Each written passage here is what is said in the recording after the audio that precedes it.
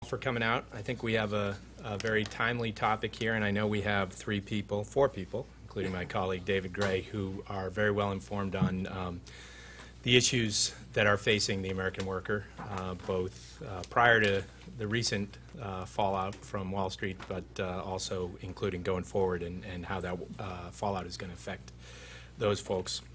As I say, this is extremely timely. We've got an election coming up in which I think we'll, regardless of who's elected, see a relatively dramatic change in public policy in areas of workforce and also more broadly on the economy as a whole.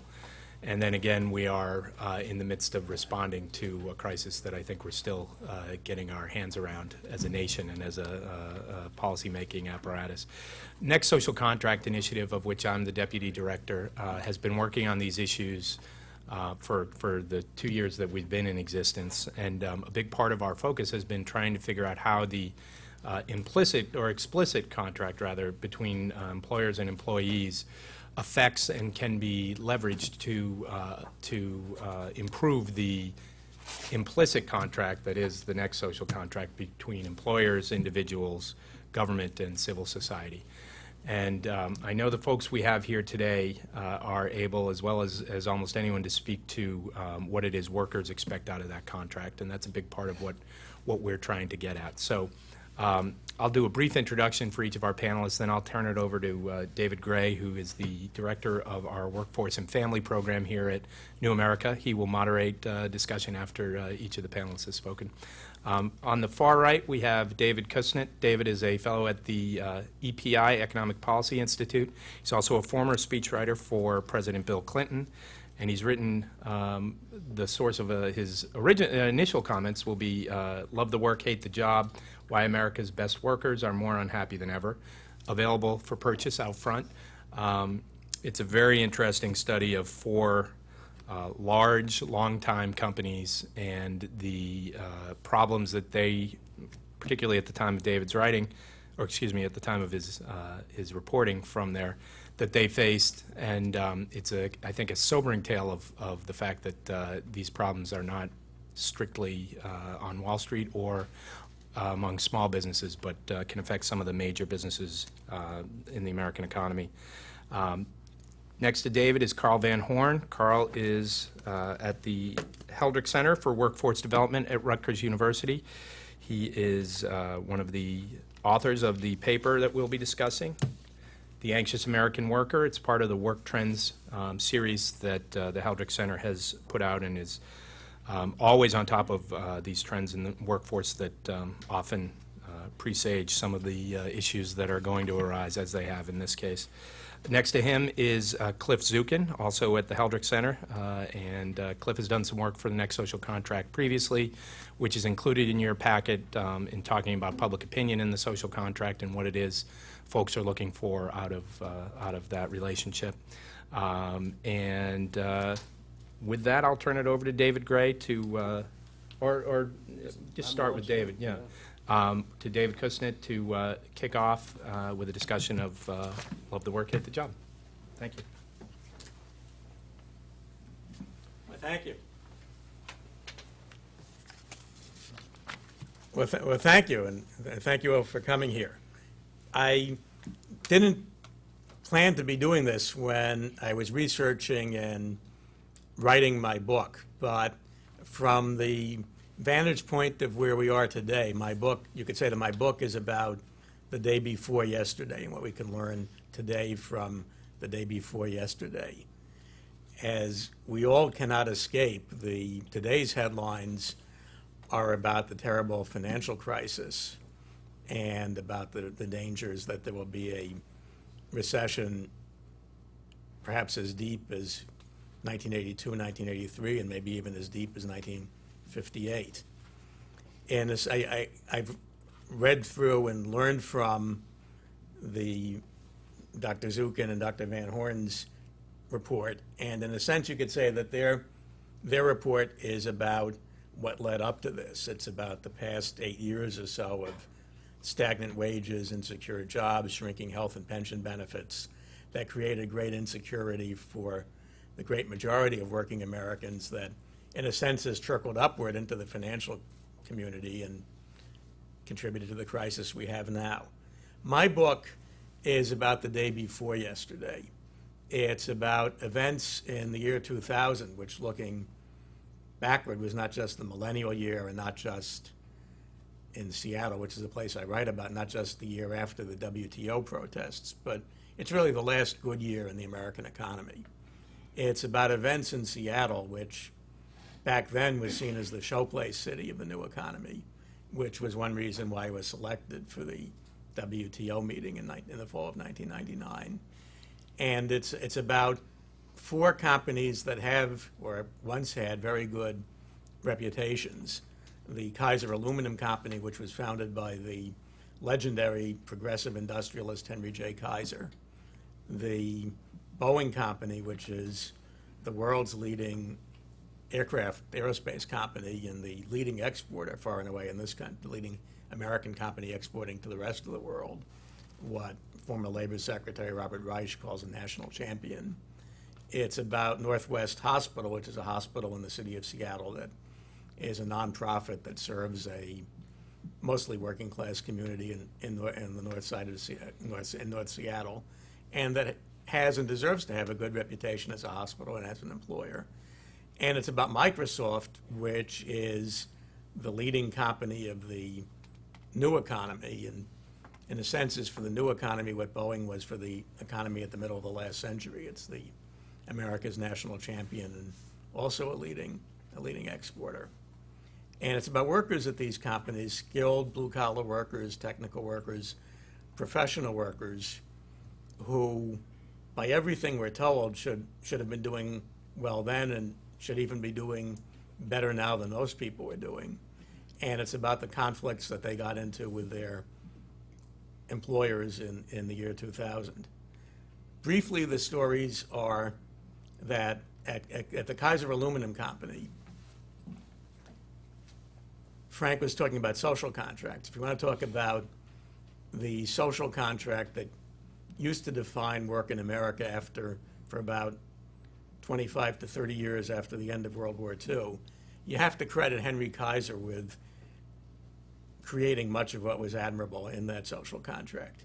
He was an enormously aggressive and ambitious businessman who, the common denominator in his life is energy and ambition. He was born in upstate New York, moved to the Spokane area in the state of Washington, became a building contractor, construction contractor, built many of the dams that provided the hydroelectric power for the Northwest and the Rocky Mountain states. And he always wanted to be the best. At first he thought the way to do that was to be the toughest boss in America. And he ended up building the Hoover Dam in one summer. He had not provided the workers on the project with water, and several of them died and the rest of them went on strike. And he decided if he wasn't going to be the toughest boss in America, he'd use the same energy to become the best boss in America. And he invented the HMO. Kaiser Permanente still survives. Doris Kearns Goodwin credits him with inventing not just the on-site child care center, but inventing Head Start, because his child care centers had teachers and offered preschool instruction. And by the time he went into the aluminum business in Tacoma, Washington, and near Spokane, Washington, and elsewhere in the country, he did his best to make the really unbearable job of making aluminum something bearable. The workers were not closely supervised as long as they met their production quotas, so very often they would, with the approval of management, they'd take naps after lunch. He treated them in one way like college professors. Every 10 years they got sabbaticals, and they would get 10 weeks off at 13 weeks pay to do whatever they wanted to do. So when I interviewed workers at Kaiser years after Henry Kaiser had died, they talked about how during the company's glory days, other people in their communities called it the lazy K, because they knew about the naps and they knew about the sabbaticals, and they didn't know, if they didn't work there, what a grueling job making aluminum is. By the end of the 90s, the company had been sold and resold and ended up in the hands of a corporate barracuda who provoked a lockout, and there was a 2-year-long strike and then lockout at Kaiser. So that's one of the stories. Second story is about Boeing. Boeing is unionized virtually wall to wall, which is very unusual in this country. The production workers belong to the machinists union. They've been on strike now for a month. Back in the year 2000, about 17,000 engineers and technicians who belonged to a very unusual organization called SPEA, the Society for Professional Engineering Employees in Aerospace, that had recently joined the very small AFL-CIO union, the International Federation of Professional and Technical Engineers. They went out on strike for the first time for more than a day, for the first time in their history. For 7 weeks, it was and remains the longest and largest strike in American history. And the issues were not just wages and hours and conditions, but a lot of their anger was fed by the fact that they thought that, especially after the merger with McDonnell Douglas, that Kaiser was shortchanging commercial aircraft, that it was not competing as hard as it should have been against Airbus. And the engineers and the technicians felt that their own professional judgments were being overruled for financial considerations to please Wall Street. So when they went out on strike, they had an unusual picket sign. Most picket signs say something like UAW on strike against Ford, AFSCME on strike against New York City. Their picket sign said on strike for Boeing, because they felt that they really represented Boeing's best traditions against the company. The third story is about Northwest Hospital. There, as in many hospitals across the country, including good ones like Northwest Hospital, the nurses and the technicians and the service workers felt that patient care was being shortchanged for the bottom line. And as with Boeing, that fed what would otherwise have been a very manageable anger about economic issues. They organized successfully with the Service Employees International Union, SEIU, District 1199 Northwest, which was in the process then and has succeeded now in organizing and representing the majority of healthcare workers in the Seattle area, and therefore has been able to raise standards for wages and hours and benefits and career opportunities in patient care. The fourth story, and in some ways the most unusual, is about Microsoft. In the year 2000, and you have to remember that was a prosperous year, and Microsoft was a very prosperous company then, it still is. Out of 20,000 employees of Microsoft in the Seattle area where the company was founded and where it's headquartered, out of 20,000, about 6,000 were temporary workers. They worked at Microsoft in everything but illegal fiction. They worked for Microsoft. But Microsoft had a dread of having too much of what Bill Gates called headcount. So these workers were not only hired by, but were paid by, were nominally employed by staffing agencies. And every 3 months or so, and they were on temporary contracts, every 3 months or so, they would be laid off. Then a few weeks later, they'd be rehired. They called themselves permatemps. They were the subject of, among other things, an IRS investigation and what eventually was a successful class action lawsuit. At that time, and these workers did not have the absolute super techie jobs at Microsoft, but they had important skilled jobs. They did the software testing. They did specialty work in writing the programs. Just a lot of them were experts in foreign languages and made sure and wrote programs that would teach you how to speak a foreign language. Some of them were specialists on preparing tax returns, and they were making a tax saver product. And many of them were very discontented with their condition as permatemps. And they founded an unusual organization called WashTech, the Washington Alliance of Technology Workers, that affiliated with the Newspaper Guild, which in turn is affiliated with the Communication Workers of America. But instead of pursuing collective bargaining rights, which would have been very difficult because labor law in this country, even when it's enforced by a sympathetic administration, really doesn't provide for temporary workers and really doesn't provide for what they call these triangular work relationships, where you're really working for one company, but you're nominally working for a subcontractor. So it would have been very difficult under the best of circumstances for them to formally organize a union, win an election to represent the workers, gain recognition from the employer, and bargain a contract. So instead they did what they knew best, since these were largely technicians and writers. They set up a website, which in effect was a muckraking web magazine about Microsoft and about the IT industry in general in Seattle.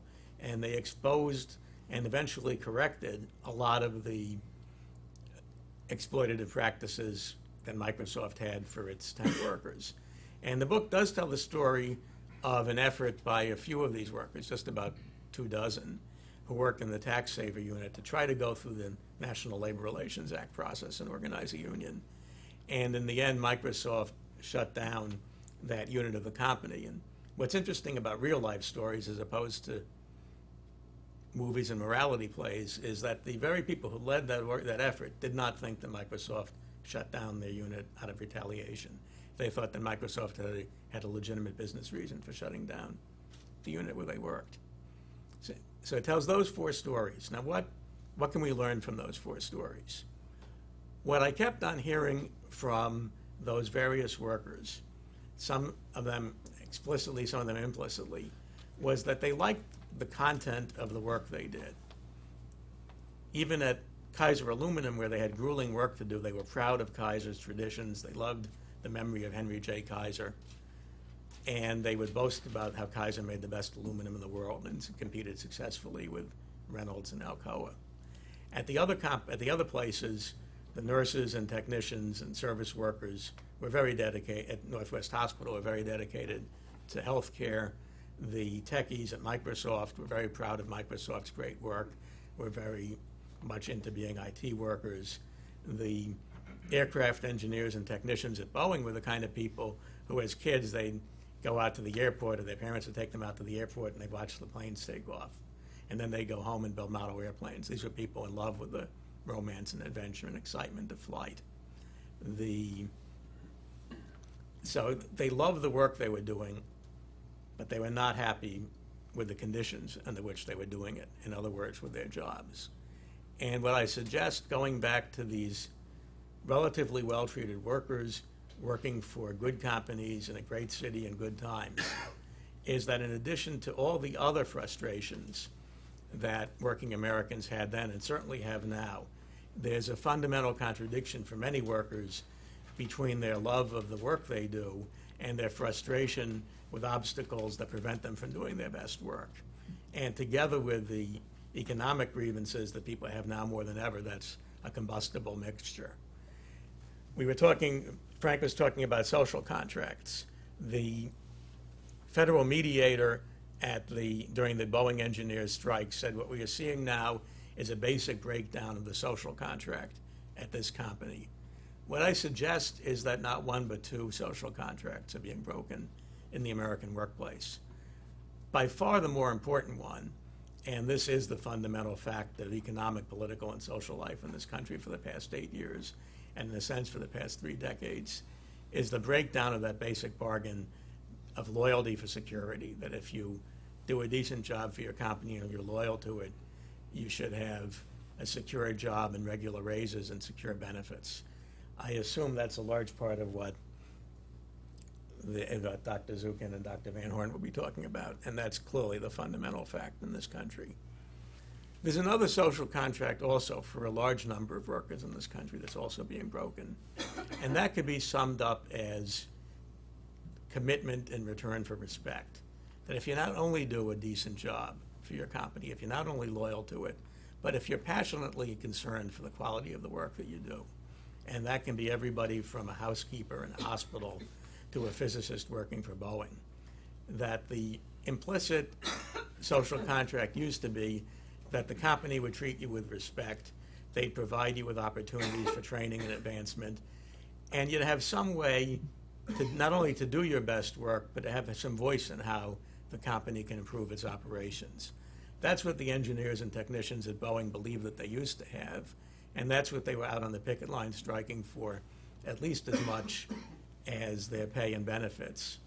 And I suspect that that's what the machinists at Boeing are on strike for now, because why does someone go out for a month in a bad economy? It's not just for a little more in your paycheck or even to protect what's in your paycheck. It's about issues like Boeing outsourcing so much of its work and dedicated people, whether they're the machinists or the engineers or the technicians, wondering what the future is at the company and whether they have a place in that future. So you have those 2 social contracts that were being broken even in good times. and now we're in bad times. What does this mean for bad times? I'd say, first of all, that these concerns are not ethereal, and the people I'm talking about are not yuppies. People I'm talking about were decently paid, but not the people who were making a killing during the tech bubble in the late 1990s. At that time, I think the average wage for average salary for an engineer at Boeing was about $80,000, and they were the best paid of any group of workers I'm writing about.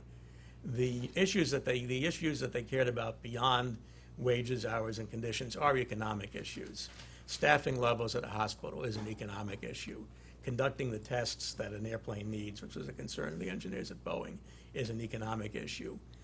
Converting the temp workers in Microsoft into regular workers so they could have a decent, not just have decent pay and benefits, but have a decent work schedule that would have allowed them to do their best work and be able to test the products properly. That's an economic issue. Class sizes for teachers is an economic issue. So the quality issues are not just a matter of somebody giving you a nice title for the same job or saying hello to you in the elevator. They're economic issues also. And I would suggest that, and this is not something that makes me happy, but if we are heading into a recession or worse, these issues will become even more salient, just as traditional economic issues will be even more salient, because you have more highly skilled and educated people trapped in work that they hate, work that they used to have an option of getting out of. And now if they care about their situation, they have to stay where they are and have to, in a sense, stay and fight. And that was a story in other hard times. That was a story, you had a lot of white-collar organizing in the 1930s. It did not leave much of a legacy, but there was a lot of white-collar organizing in the public and private sectors in the 1930s. Unions like AFSCME and AFT, the teachers' union, the State County Municipal Employees Union, grew among white-collar workers in the good times of the 60s, but they continued to grow in the bad times of the 70s. And the leading strike over working conditions and what Walter Reuther used to call humanizing the workplace was in Lordstown, Ohio in the 1970s during very bad economic times. So even then, people were willing to literally put themselves out on the line for issues beyond wages, hours, and benefits during bad economic times. So I think we can expect that in addition to anxiety and frustration about wages, hours, and benefits, the issue of quality work will be even more of an issue with people trapped in jobs that they're not satisfied with in the years ahead. And what does this mean? Frank was asking me before the program began what if I had any recommendations, and I can't say that I have a 10-point program for government or for business. I have spent most of my working life working in or for unions, and I don't have a 10-point program for the unions either, but anyone who's been around unions has heard Samuel Gomper's line that what unions want, or workers want, is more. And that certainly is true now as it was when Gomper's was alive, and certainly people want, if they don't want more, at least they don't want to have to settle for a lot less. But what I would suggest is that in addition to more, better is also going to be a concern. Quality as well as economic survival will be as much of a concern and more of a concern in the future as it's been in the immediate past. And unions and other institutions in society will have to find a way to address this.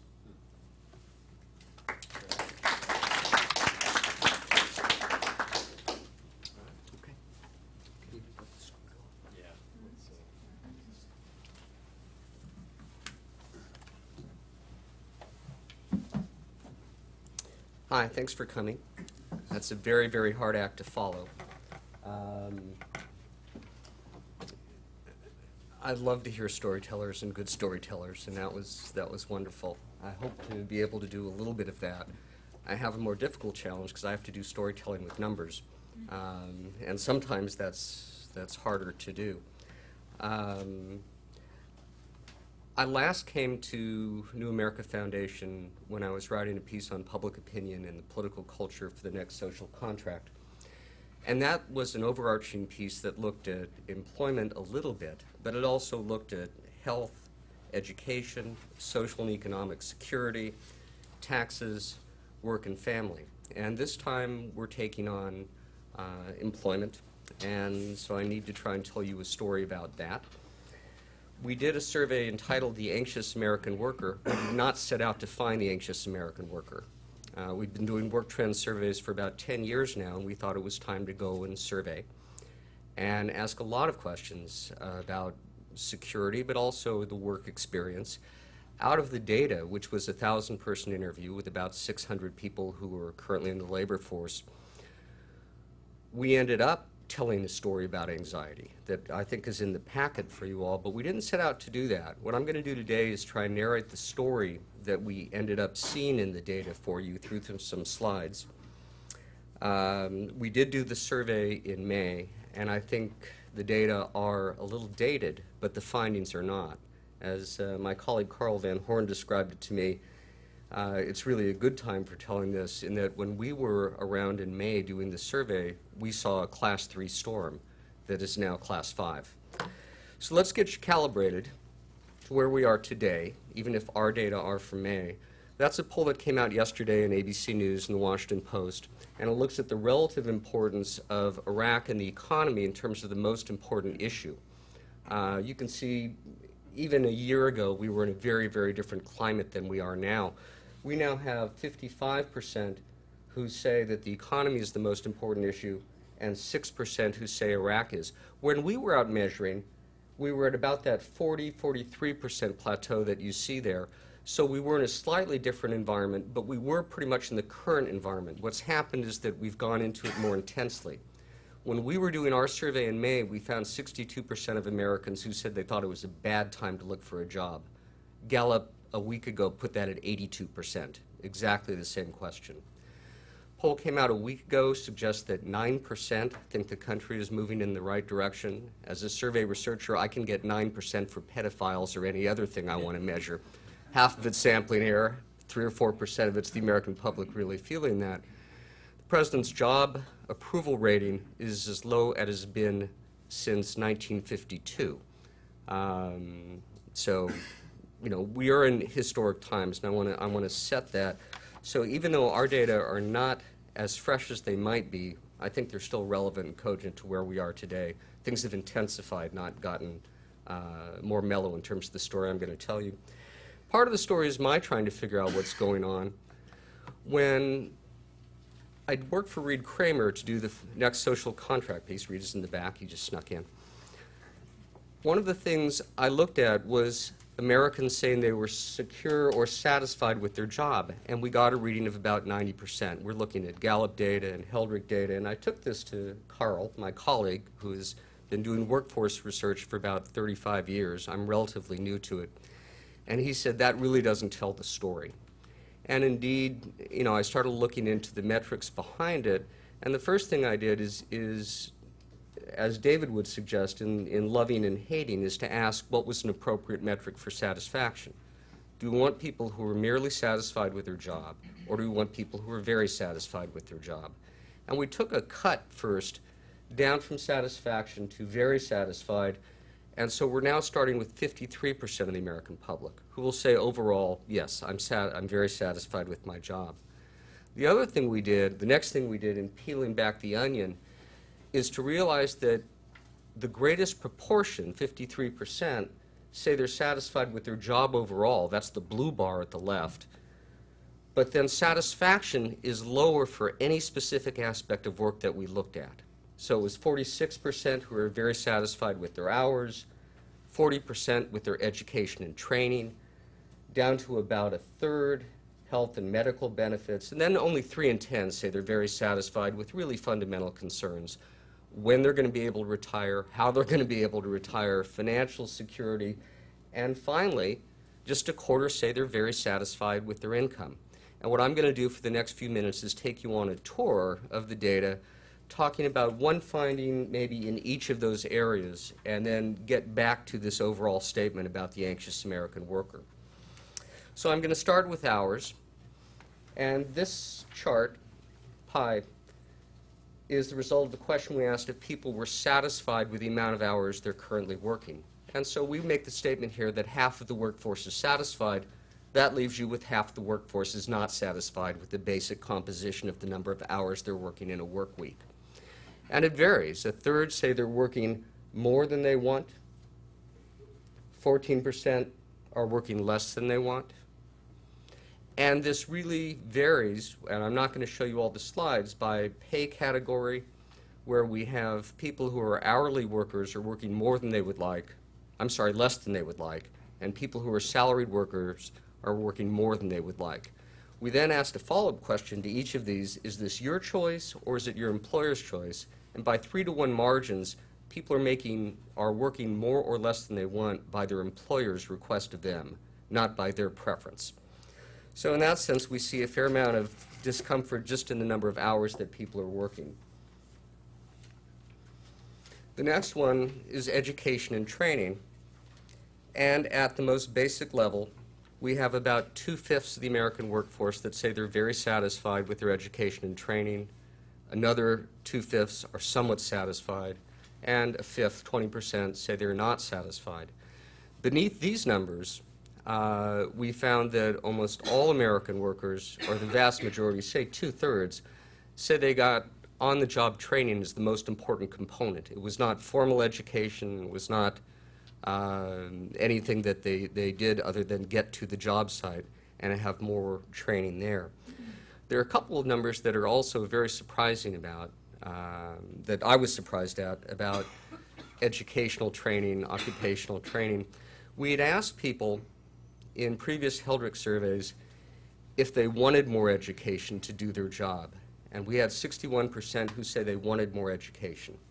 This survey we did is called a split half design, where half the sample was asked that same question, whether they want more, and the other was half was asked exactly the same question, except we substituted the words need more.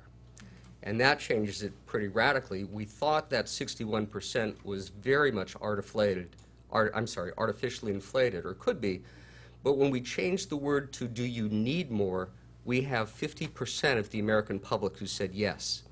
And so in that sense, we were a little surprised by how much of an unmet need there is for greater training and education in jobs. And as you might expect, it varies quite a bit by how much people are paid, by the types of job they have, with those at the lower end of the socioeconomic scale being the most desirous of additional training. Health. I've graphed 3 lines for you here. It is basically who is satisfied with health. We know that overall about 35% of the American workers say they're very satisfied with their health and pension. And we have another 30% or so who say they're somewhat satisfied. So again, we have a story where we've got maybe 2/3 of the public who are either somewhat satisfied or dissatisfied. And here we see tremendous differences by the type of work people do and by gender. So when you look at all salaried employees, the bar on the left, the blue bar on the left, we have 3/4 of all American workers who are salaried who say they're satisfied with their health care benefits. When we move to hourly workers, it drops dramatically, and there is a huge gender difference, where we're looking at 65%, or about 2/3 of men who are paid by the hour, who say they're satisfied, but it's even less than a majority of those working women who are paid by the hour, 44%, who say they're satisfied with their health care benefits. Retirement, don't ask.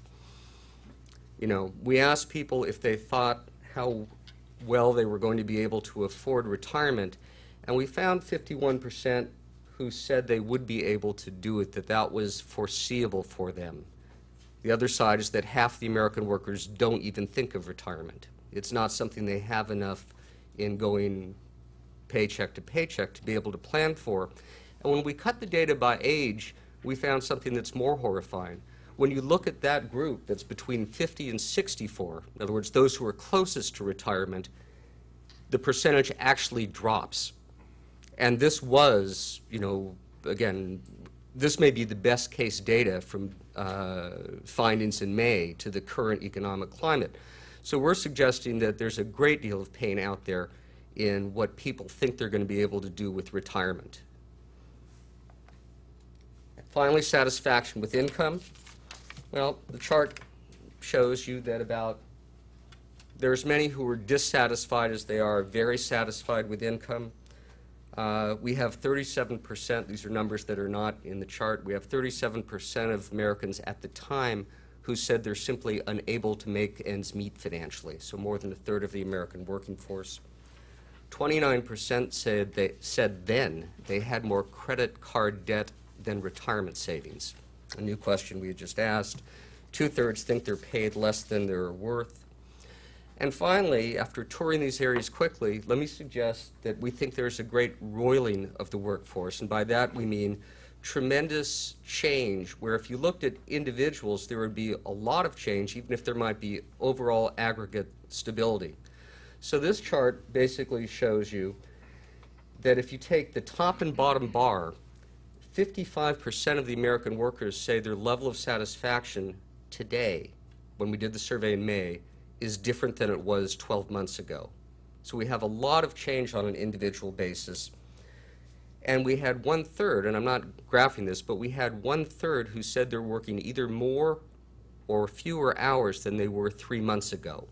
So our picture of the workforce is one of great economic insecurity and change. And again, people don't like change, and change in a fundamental aspect of your life, such as work, is a horrible thing. Speaking of which, we have 8 truly horrible things that we asked about in the survey. I'm going to bring them in slowly and ask you to think about your own jobs and think if any of them would be painful to you. So one is the number who are simply unemployed and want a job, or they're working part-time but they want to be full-time, or say they're dissatisfied with their current job.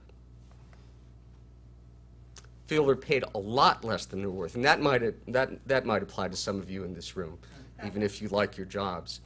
And again, this is not a little bit less. This is the group who said, I'm paid less than I'm worth, and we said, okay, well, is that a lot less or just a little less? And they said a lot less. Have more in credit card debt than they do in retirement savings. Should be self-explanatory why that's a truly horrible thing. Feel they'll never be able to retire, or say that they have to work at least till 70 until they retire. Don't have enough money to make ends meet.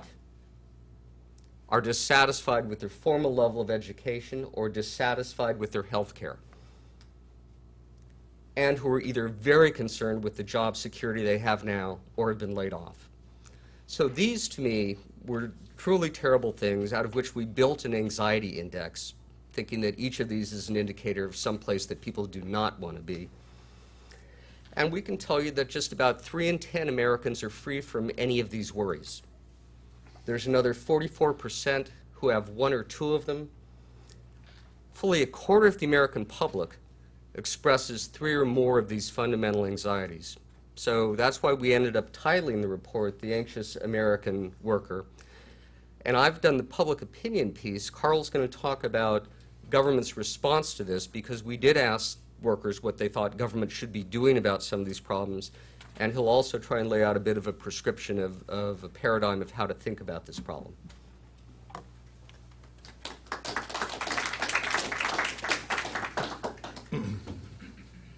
Thank you, Cliff. Given that happy story about the way people are experiencing the workforce in May, before they lost 25% of their 401k, et cetera, and another couple 100,000 people lost their jobs. It's perhaps not surprising that we got very high numbers when we asked what they think government should do. If you look to your right, that is the lowest number, which is 73% of Americans say that government should assist laid-off workers to pay for education and training to get a new job. So that's the lowest. 78% say assist them to maintain health care benefits until they find a job that has health care benefits. And then 80% saying help prevent jobs from moving to other countries, which, again, we didn't ask them how to do that, but that's a measure of some of the concerns and anxiety they have about the changing nature of work. So there's very high levels of support for some sort of government intervention, but the story is a bit more complicated than that. Who's responsible for helping laid-off workers? And the interesting thing about this, as Cliff said, we've been tracking some of these issues for some period of time. And at the time of the sort of tail end of the last recession, and we're in a recession in my opinion already, so can get that out of the way. But in the last recession, you'll see here the top there is 52% said that that employees themselves were most responsible for getting another job, which, you know, in many ways that sounds very logical. And it's dropped dramatically down to 27%. And so basically, if you look at that chart from the left side of the last recession, there was kind of a, well, it's really an individual responsibility, and it's really moved more towards a mix of different responsibilities of who should be doing this, and the concomitant increase in really what role the government should play, and also beginning to blame employers more than they were willing to do back then. And as we have talked about before, there's a big difference depending on your income, and people who are making over $70,000 a year are much more interested in self-reliance. Those who are making less than 35 are much more supportive of government. But there is really no consensus yet. There's confusion, anxiety, and concern, not a consensus over what should happen by any means. A lot of support for individual things, but really not a coming together yet, which I'll talk about in a minute. For example, who should help workers prepare for retirement? Again, there's still a strong focus on workers being responsible for their retirement. And again, that may have changed somewhat now that a lot of people see their life savings going down, but certainly there's not an overwhelming support for a stronger role on the part of the government there. Okay, so there's this mixed picture really of how people think we should go forward. And what I want to do next is try to provide some explanation for all of these stories that we've been trying to tell about where workers are and what David was talking about before as well. And this really has to do with the changing realities of work in the 21st century. And on your left side is really kind of the way things were in the middle of the 20th century and even up on into the 70s and 80s, and then how they are in the 21st century. And these are really the structural dynamics of the workforce across those two time frames in broad terms. Exacerbated, any of these problems or issues are exacerbated by a cyclical downturn, but they are structural features, and many of these concerns were there when we started doing our work, our survey work in 1998, which was at the same time, around the same time David was doing his work, really at the best economy, the lowest unemployment rate we've seen in 40 years. So, but they've just gotten worse. So, mid-20th century, people had an expectation of permanency. Now they see their jobs as temporary or contingent, unless, of course, you're a tenured faculty member, and that always brings a smile on my face, because I'm one of those few people, us and federal judges, I guess, about the only people left with permanent jobs. The labor market was very stable and predictable, relatively speaking, in the 50s, 60s, and 70s. Now it's quite volatile. One of the things that we've found and other people have found is a great deal of churning in the labor market. For example, we asked people whether they'd lost a job in the last 3 years, or someone in their firm had lost a job, or someone might lose a job based on their expectation. It was almost 50%. So there's a great deal of churning and volatility in the labor market. The expectation of advancement was there in the mid and latter part of the 20th century. Now people experience stagnation, and certainly that has been true in terms of wages over the last decade. The issue of loyalty to the firm and reciprocity between firm and worker is now turned to disaffection and demoralization. The idea of education being what I call one and done, which is you get your education and then you can stop thinking and learning for the rest of your life, to one of lifelong learning, and as we said, the expectation that I need to have more education in order to be successful. And in fact, again, that's borne out by the way in which Americans consume education, which has dramatically increased over the last 20 years. Healthcare based on employers versus a shared responsibility, if there is healthcare, greater responsibility on the part of the individual in the 21st century. Of course, I think all of us know the defined benefit pension has gone the way of, I guess, the way the polar bear is going to go, perhaps, to extinction. Dramatic drops over the last 20-some years. Very, very few people have that anymore, to a defined contribution system, and people are suddenly realizing how tough that is. Early retirement as a goal and an expectation, or at least a predictable retirement age, to the never retire, I'll never retire, can't afford it, and so on. And then the safety net for, especially I'm thinking here of unemployment insurance and other kind of transitional assistance for most workers, down to being a safety net for a very small number of workers.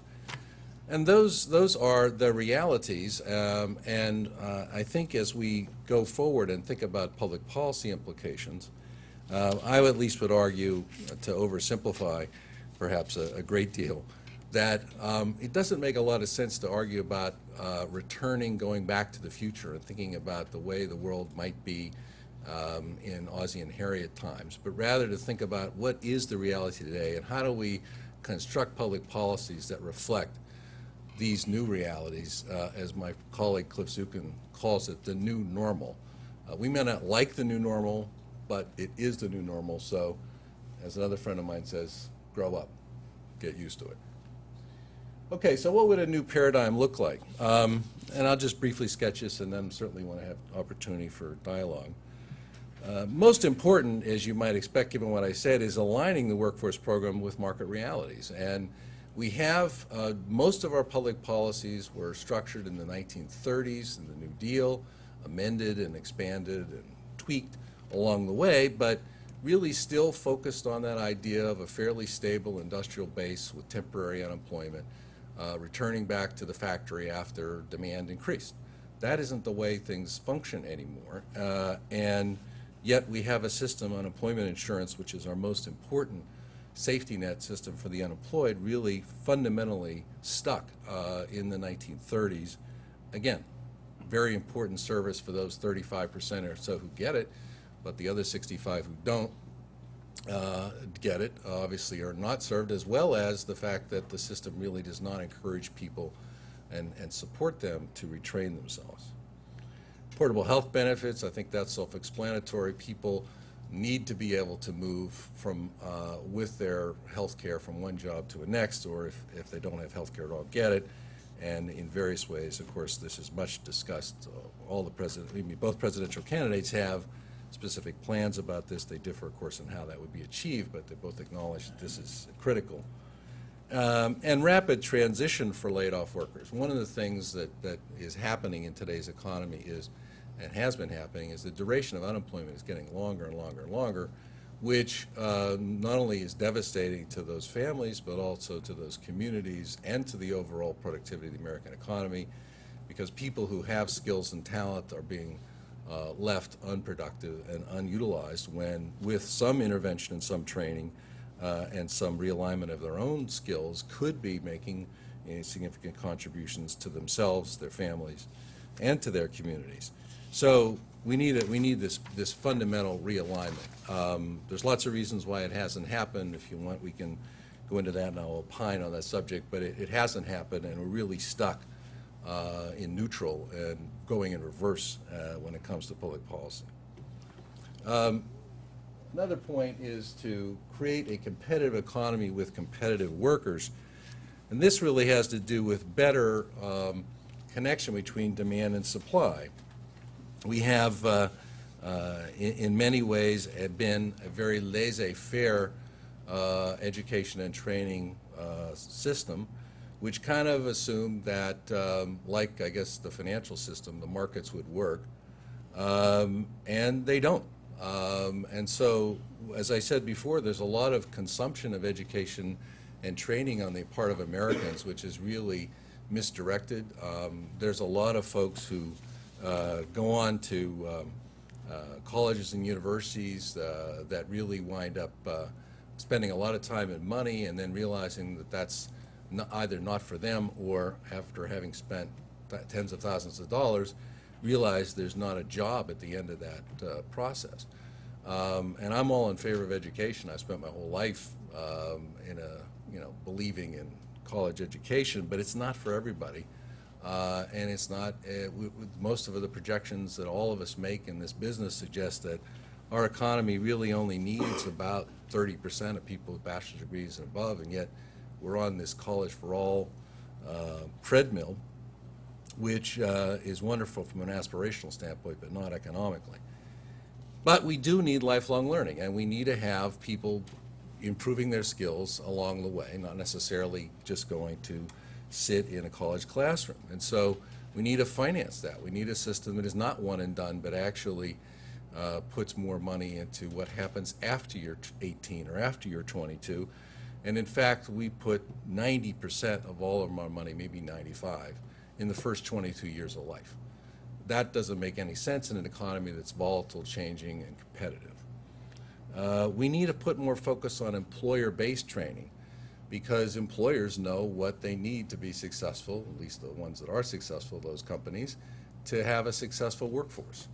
And yet, right now, what happens is the fundamental employer training that takes place is in the large companies, the big Fortune 1000 that we all know of, but yet most employers of the small and medium size provide no training because they think that, correctly so, that their workers may migrate off to some other company and they'll not capture the benefits. Well, government needs to intervene there and provide some incentives and some assistance for that.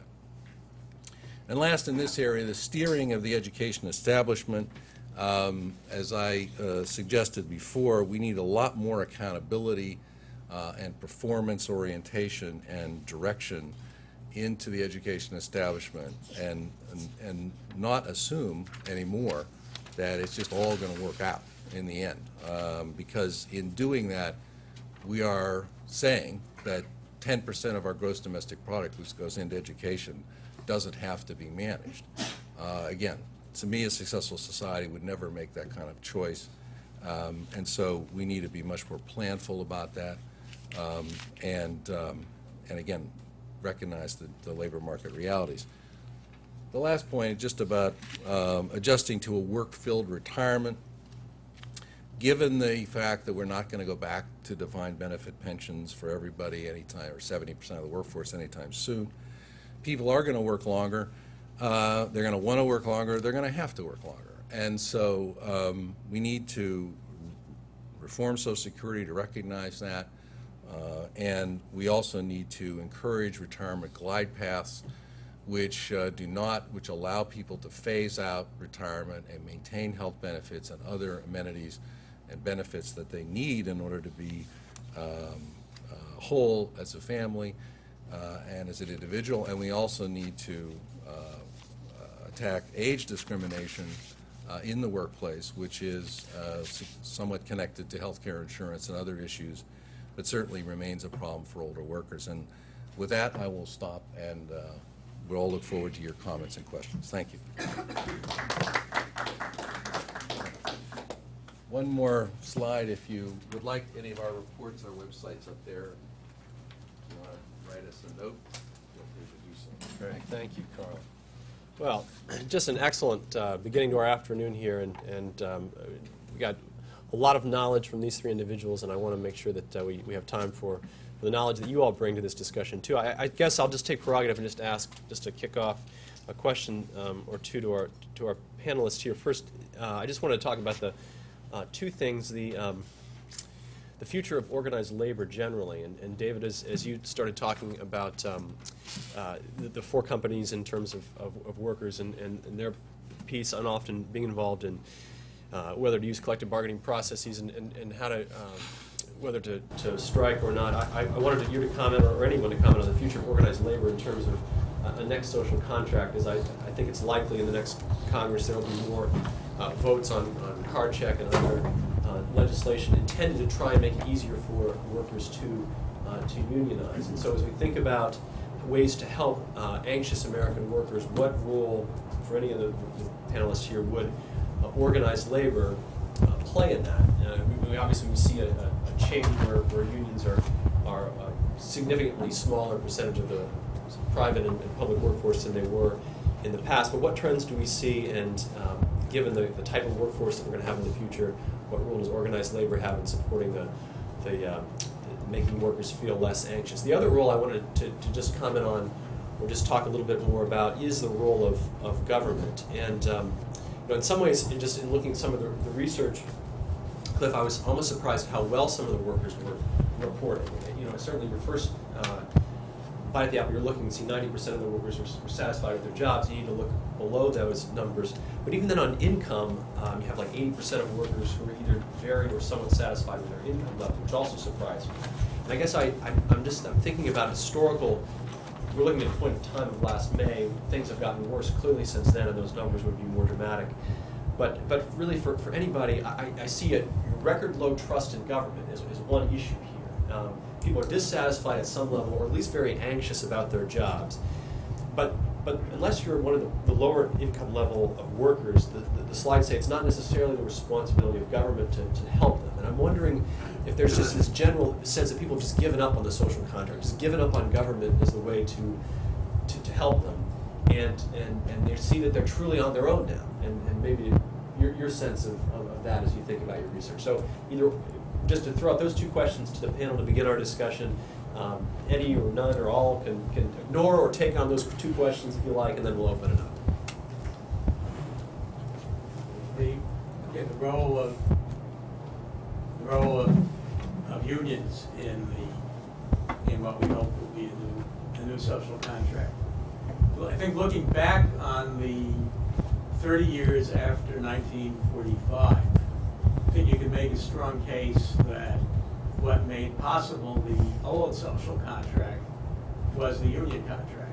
That you had about a third of the private sector the workers were represented by unions, and they were covered by collective bargaining agreements. And if you speak of job security, regular raises, health coverage, and retirement income that you can count on, that was in large measure provided by union contracts for about a third of the workforce. And without simplifying it too much, in the remaining 2/3, you had maybe about a third that was non-union, but the employers either were motivated by wanting to keep unions out, or were motivated by wanting to show that they could provide as good a deal as the unions did. So you had similar kinds of arrangements without unions. And then this is forgotten a lot, especially by people on my side of the fence, but you had about a third of the workforce, heavily minority, heavily women, that was working under conditions very much like what a greater share of the workforce is working under today. They didn't have union contracts, they didn't have benevolent employers, and they were in industries without much of a profit margin and with large turnover. So the question is, what, in the world that Carl was describing, what role can business play, what role can government play, and to keep answering the question as opposed to me, what role can unions and worker organizations generally play? In all likelihood, and it's not something that makes me happy, the kind of deal that in good times you can negotiate with a company like Boeing is going to become more and more rare, because there are fewer American companies that dominate a high-wage industry worldwide, and that for all their faults, you can count on existing with the same volume of business, the same level of profitability, and the same level of employment down the road. So we're probably looking more at industries like those that have always existed in this country and that have often been heavily unionized, like, to pick two ones that you wouldn't tend to think of together, construction, and then the sort of, you might call the talent industries, performing arts, radio, television, the stage, musicians and orchestras. And I think people are familiar with the role of, whether you approve or disapprove of what's good and what's bad, of the building trade unions and construction. It's probably lesser known that in sectors like entertainment, you have what they call the talent guilds, that in their own way are not that, have some commonalities with the construction unions. you join the union and you can be a member for life regardless of whether you're working in the industry or who you're working for. The unions provide a system of training and credentialing and multi-employer benefits that provide some stability for very unstable industries, to the extent that there's a union wage and benefit advantage. They have to provide some kind of a quality advantage so that an employer can survive by paying a union member more than they pay someone who isn't in the union. So that's one reason why they do the training and the credentialing and the policing of the workplaces, so that they can make sure that people who are carrying a union card and a union certification do have a certain body of knowledge and a certain standard of work. And maybe that becomes more of the future. Other people have talked about what they call back to the future unionism. Maybe the future of unionism is more like some kind of modern and non-discriminatory version of the older craft unions and the guilds, and less, for all the accomplishments they had, less like the UAW in its glory days. And it'd be more of a union where you join it because that's the career you want in life, because you're committed to a certain kind of quality work as well as to common purpose with your coworkers and wanting to get stable benefits and so on. You get trained, you get certified, you get, very often you get placed in jobs, and you get your pension and your health coverage and future training through the union working with the employers. Maybe that's the future. Of the four unions that figured, actually three of the four unions that figured in the stories that I looked into, the exception being the steelworkers at Kaiser, which is a traditional industrial union. There's some of they all were drawn in some ways to the model of the craft union, the talent guild, the professional union, the professional organization, as well as to the industrial union model. The Boeing Engineers Union fully began as one or two professions at one company, and it defined itself by a commitment to those professions. The WashTech could not provide collective bargaining for the members of WashTech, but it did provide training programs, and it did work with, not with Microsoft, but with various software providers and other entities like Cisco. They had Cisco certification, so they could provide certificates for their members that they hadn't learned and been trained at and been tested at a certain skill. And they were always looking to see if they could fill that kind of a model, even if they didn't have collective bargaining. And SEIU District 1199 Northwest, while it's a traditional union in terms of placing a great store on industry-wide collective bargaining, it also sponsors all kinds of joint training programs with the employers in healthcare in the Seattle area. And they really have helped, they really are rationalizing forcing industry. You have dozens of hospitals and nursing homes. You have one dominant union, so they've driven a lot of the training and credentialing in their industry. So maybe that is more the future than the powerful industrial union bargaining with a powerful company. Very good. Let's come back to that, because I think the future of these things will play out in another question. If someone doesn't ask it, I will. But let me go to if I could, go to my second question here for Cliff and Carl, and then let's get everybody else involved and come back. So the second question is the confidence of government and how The trust in government. Trust in government. Yeah. Well, trust in government is at a low, but I'm not sure what that means. The role of government is such that if you ask people if they trust the government to do things, they say no. But if you ask them if they trust big business to do things, they say no. And if you ask them to trust big labor to do things, they say no. In fact, people have a sort of mistrust of institutions. We've been inculcating this since Reagan won in the 1980s, where even Al Gore runs as the candidate of change, John McCain is the candidate of change, Obama's the candidate of change. People have been running against the system so long that we get that back in opinion polls as part of the culture. But we also get as part of the political culture that people do see as the responsibility of the government to help. So if on an opinion poll you ask people if you think government should help and provide safety and keep these horrible things from happening that I mentioned, they say yes. If you ask them, do you want the government to run the program, they say no. So that's sort of the duality there. And then the other thing I think in a brief response is important to keep in mind that this is a very different workforce and a very different electorate than we have been characterizing. The same way Carl talked about differences, we've gone through a great deal of generational change in this country. We now have probably, certainly 2 generations, Gen Xers and what we call .nets, people under 43 years of age who have never assumed that bargain was there in terms of lifetime security and what you do. And in fact, their expectations are different. They are also, the younger people are more willing to seek government intervention than our older people.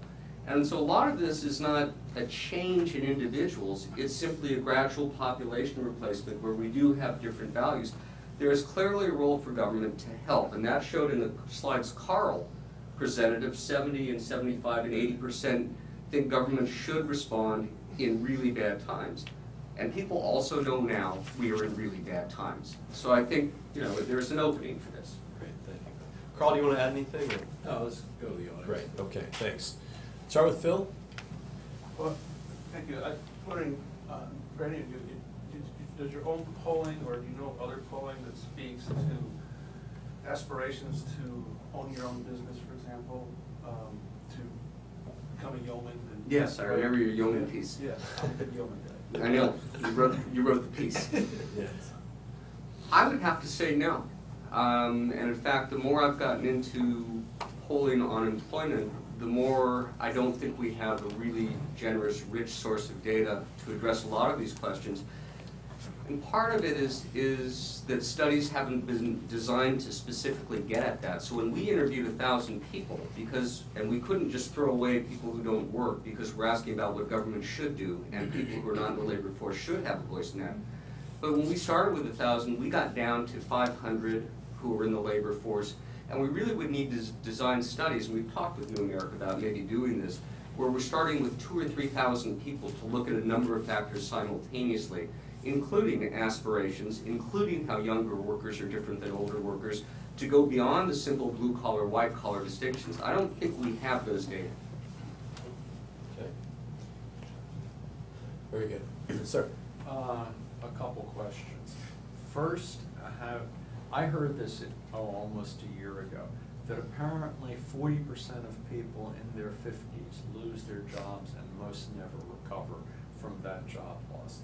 That could explain a lot of the anxiety, etc. Has there been much research? Do you know much about that? Why don't you ask if you're going to do a follow-up, why don't you ask your second question at the same time? Okay, the second question, it's a completely different topic. It's all right. It's fine. Ask it. Okay. Have you looked at the performance of various groups, both government and corporate? I'll use 2 examples that come from the tech fields I'm most familiar with. 5 years ago, NASA lost a space shuttle. The resulting report, the Columbia accident, is, shall we say, a classic, and I can recommend it highly, at least volume 1 for everyone to read. A friend of mine who works for the State Department said people in the State Department were reading it to see how screwed up an organization can get. And in computer stuff, well, last fall I bought a compact computer. It started acting up in about a month and a half.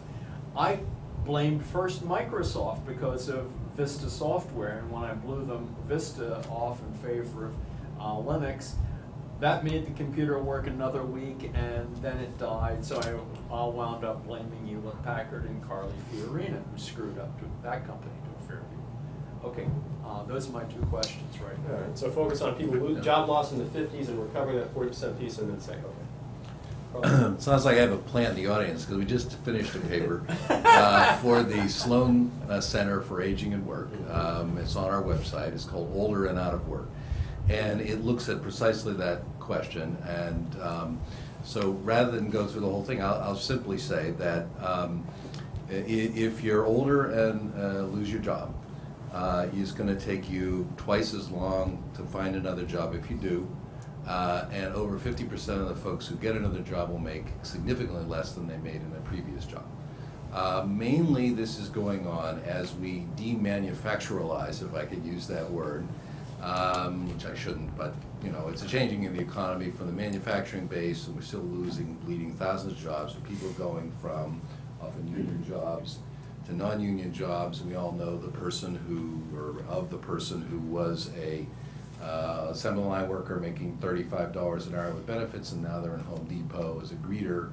You know, that's a common phenomenon. So if you're older and out of work, it sucks. I mean, it's a very tough world out there. And by the way, we have the weakest safety net in many ways for people between the ages of 50, 55, and 65. So that Medicare gap period, they don't have health care insurance, they are often discriminated against, they are not used to looking for a job, they don't have the skills, they need help, et cetera, et cetera. So it's a very tough picture, and federal government programs are puny at best. They really look at this as kind of, the expectation that you're just going to keep working and then retire and play golf. But in fact, of course, many people must continue to work in order to either have health care benefits or pay their mortgages or pay for their food and medicine and so on. The other question you raised, I just make one comment on that, and that is alluding to what I said before. The education and training system is enterprise which is one of the least regulated, most poorly managed major institutions in our society, okay? And I say that because we are investing a huge amount of money and letting people just sort of munge around in there and hope if it works out for them. We do not apply the same standards that we should to the education and training system that we apply to many other things. So for example, we all know we would not accept the kind of problems, if you will, in the education system, high dropout rates, people having to return to get additional education because the first time it didn't work, et cetera, et cetera. We would never accept it in the healthcare system. And we know there are errors in the healthcare system. We'd never accept that in healthcare. And yet here we are spending, again, 10% of our GDP without very much regulation, without very much consumer protection, without very much planful thinking on the part of our society, and we decentralize this radically to individuals and families and institutions and hope it'll work out. So, and it doesn't. So, you know, that's on the performance side. It's a slow-moving, unfolding movie of disaster as opposed to the Challenger disaster. Or was it the Columbia? Excuse me. Yeah. Both of them got major reports. The Columbia Okay. one was So it's not the dramatic thing. You can't go say, wow, you know, here it happened. It's corrosive, and it's continuing, and that's one of the things that I think why some of the reasons people are concerned, because again, they're frantically trying to find the right education and training to help them be successful, and they don't really know how to do that. Very good. All righty. See, let's go right here, lady, and then the gentleman. Hi. I just wanted to ask, I was very interested in the way that you broke down the satisfied with the wages for female hourly workers are satisfied with their benefits. And so I was just wondering if from your polling in terms of public support or even for policy, if there's any kind of indication of how people are feeling about specifically addressing the needs of women in this in these very anxious times in terms of occupational segregation and benefits. Let's get a second question just as we go in groups of two here. So go here, gentlemen. My name's Randy Gardner with the Albert Schenker Institute, part of the American Federation of Teachers. We've done some work on continuing education, lifelong learning, things of this nature, union innovation. And you know, there's a lot of interest, as David was talking about, the craft unions as repositories of skills, things of this nature. Unions have an interest in trained workers because that's where the good jobs are. The problem is always finding a partner. And so I guess my question is, do you shop this study around to employers, and or do you plan to? And if you do they regard the existence of an anxious American worker or concern about an anxious American worker as sort of a quaint concern? Or are they interested in it and looking for a way to see it affecting their bottom line, and does it, are they doing something?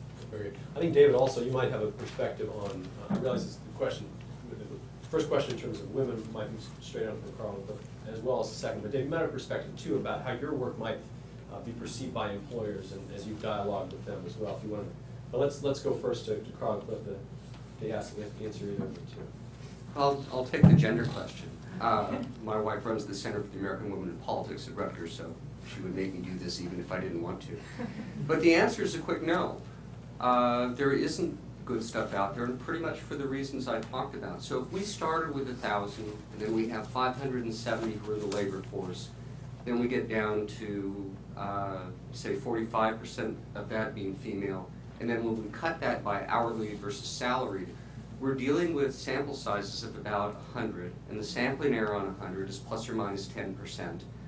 And so, no, one of the comments I made earlier is that a lot of the survey designs we've seen in the area of employment are really not adequate to address what are really contemporary questions and critical questions. So my answer is no, we don't have that. Thank you.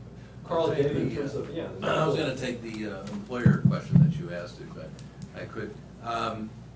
Again, oversimplify a complex world of employers in the United States, but basically there's a bifurcation between the large employers and the small employers. Again, leaving out those that are unionized, but just the large companies, by and large, their CEOs don't think there's a problem. And why? Because, by the way, their HR people think there is a problem. Okay, but if you talk to the CEOs of the major companies, and I've done that, and then talk to HR people, you get a different story. The CEOs believe that in a globalized economy and in the size of their footprint that they have and their power to pay whatever is necessary, they can get whatever they want, whenever they want it. Their HR people will tell you they're desperately scrambling to find the talent that the company needs. But and I think this is something that is also somewhat generational, meaning that the folks that are running, the CEOs that are running these companies, are still living in the 1970s, and they're, some of their HR people are living in the 21st century. But leaving that aside, small and medium-sized business, on the other hand, definitely get it. I mean, they're very concerned about this, partly because they're losing their workers to the big companies, and they're constantly churning and trying to find folks. And secondly, because they do not have the luxury, if you want to call it that, of functioning in a national labor market. They're hiring people that are within 15, 20 miles of where they are doing business. And so they aren't in a position just to say, well, I'll go get it. They can't afford to buy it, and they're not going to get people to fly from, Berkeley, California over to Urbana, Illinois to take a job that pays $20 an hour. So that's really a fundamental difference. Now, again, the problem is that, as I said before, small and medium-sized businesses don't have the resources to really address that problem. So right now they're hand-wringing and worrying and so on, but they don't really have much they can do about it. One of the things that's interesting, looking at just one last comment, business groups, chambers of commerce, et cetera, trade associations, sometimes in partnership with unions, are beginning to work together on some of these issues in certain communities because they understand this is a problem.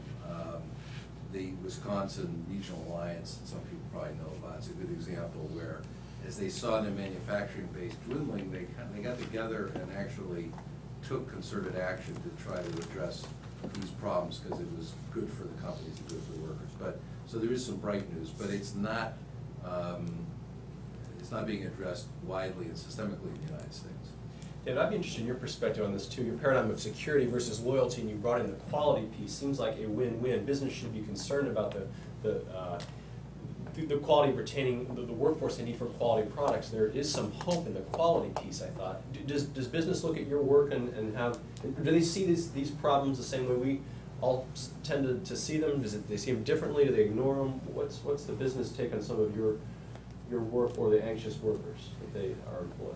Of the 4 employers that I write about, the one employer where I was able to talk to a number of current and former management people was Boeing.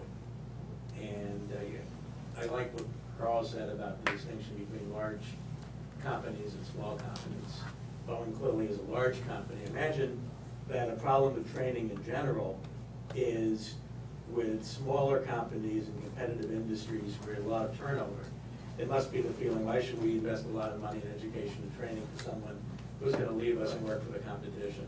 That is not as much of a concern with Boeing, because they're the leading aircraft company in the world, the leading aircraft company in the United States, and they're the only aircraft company in the Seattle area. So they're not afraid. They're not afraid that someone they train is going to leave Boeing and go to work for Airbus in Seattle or something, because you can't do that.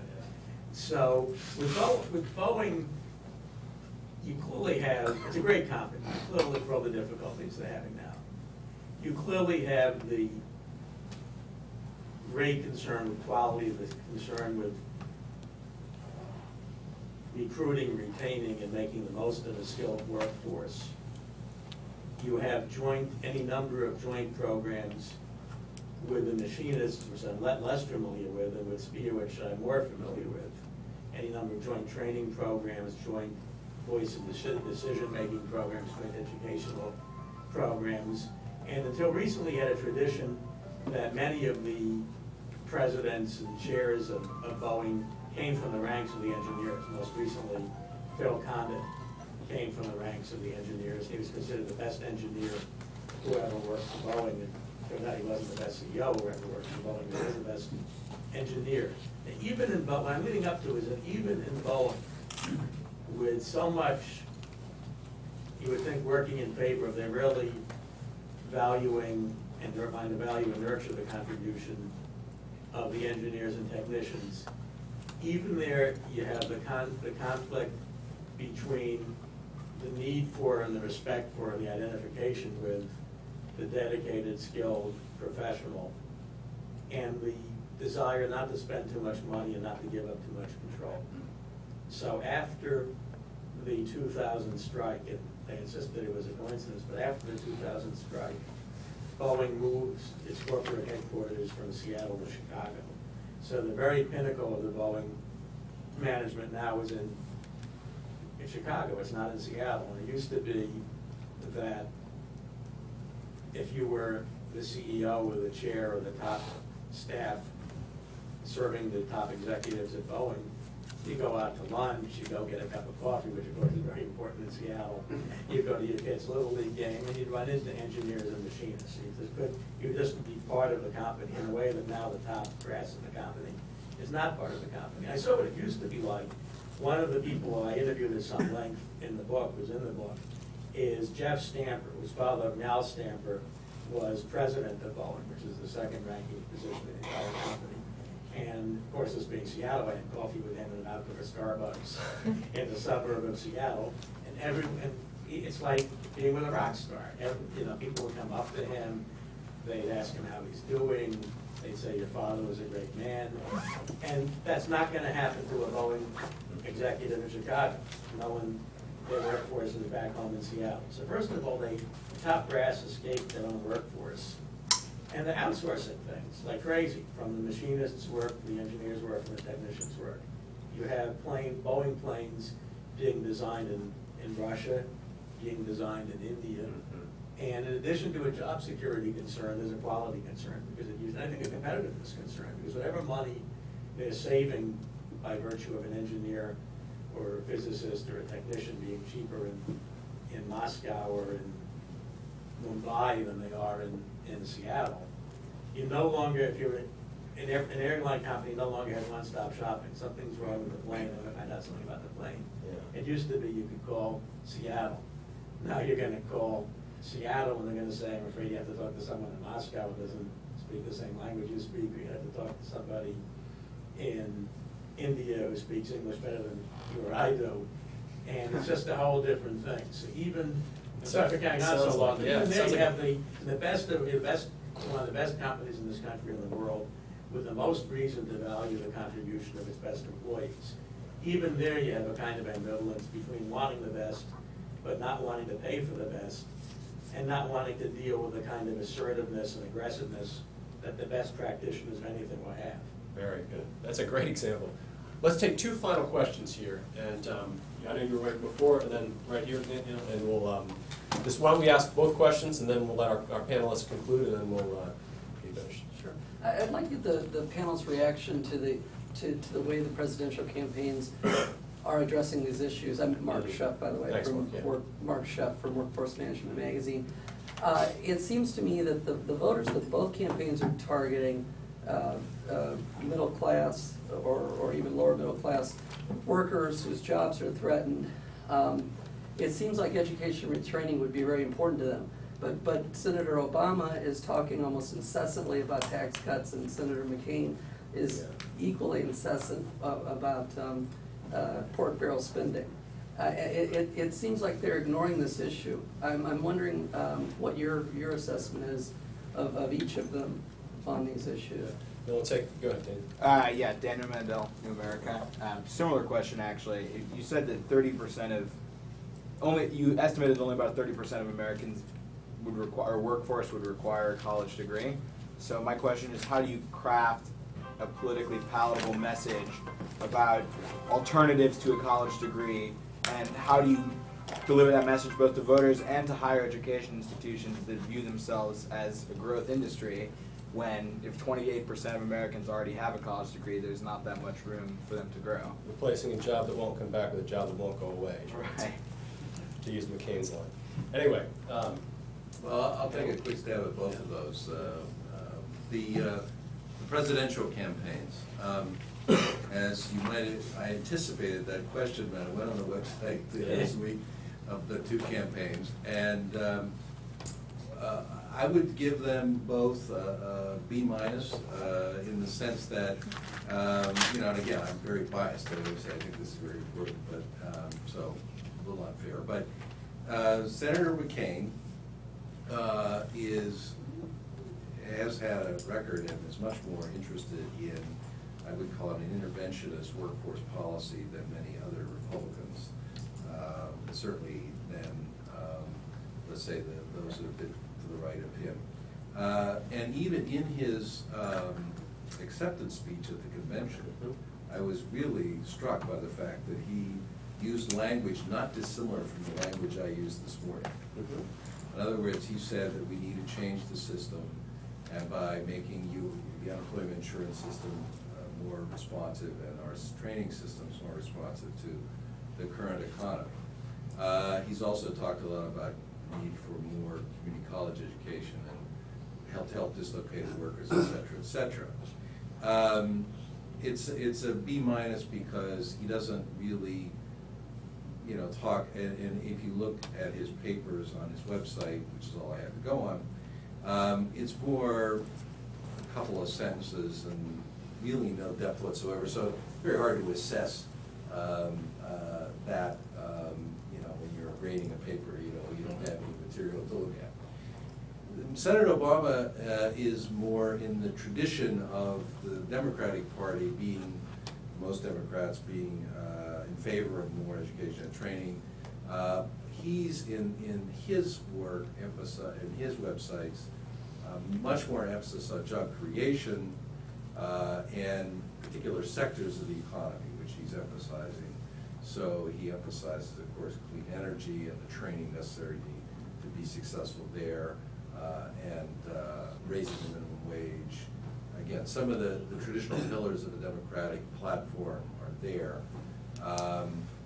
Can't tell, again, a lot of what else he might do or not do, because in many ways, for a Democrat to wade into some of those issues, you run afoul of the politics within the Democratic Party, especially conflicts between the union wing and the less union wing. So they leave some of that stuff out typically, and that's what I see in his proposals as well. So and it's interesting, it's unlike just one other comment, it's unlike what you would see, or did see, from Senator Gore and Governor Clinton, Vice President Gore when he was running, and Governor Clinton when he was running, which was really more came out of the Democratic Leadership Council kind of philosophy of competitiveness and investment and the school to work programs and all the other things that were part of that. So I guess I'd have to say that McCain is summary seems like a progressive Republican on these issues, I would call it. I think Obama's sort of somewhere between union and the DLC kind of image of a Democrat. The other question, just quickly on the 30% issue, is great question, way too hard to do justice to that in a few seconds. But I think that one of the real problems is just education of families and individuals about opportunities, and that, as I said before, it's in many ways easy for high schools to pass the buck of responsibility on to colleges and say, well, as long as you get into community college, of course they're all open admissions in the United States, or to four-year institutions, of which 2 out of 3 are basically open admissions, that we're done, we've done fine. But then there are millions of dollars spent and hundreds of hours spent on remediation of people who are not successful, can't do college-level work, and then wind up meandering around for half a decade or more until they find, if they do find a job that pays a middle-class wage. So that's what I'm talking about in terms of the waste of money and time and talent, because there are many folks who are quite talented and could be successful and get a job that pays $35, $40 an hour if they even knew that those opportunities existed. So we've sort of we've done a disservice to a lot of people by suggesting that as long as they get a college degree, they'll be fine. Now, that doesn't mean they shouldn't go on and learn and get a college degree if they want to. I'm simply saying we need to level the playing field a bit more and be more open and honest with young people about what the opportunities might be. Very good. With that, let's conclude, and please join me in giving our 3 panelists a round of applause. Really timely, very important.